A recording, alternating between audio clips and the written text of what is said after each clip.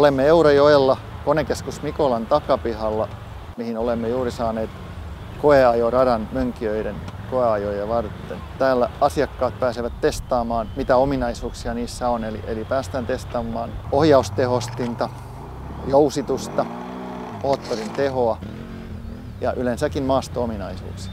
Rata on suht helppo rata, koska ajattelemme aloittelevia mönkijänostajia, että täällä pääsee siihen ensi kokemukseen sen mönkijän kanssa. Mönkijöitä ostetaan tänä päivänä lähes 80% jo traktorikilvityksellä, paljolti työkäyttöön.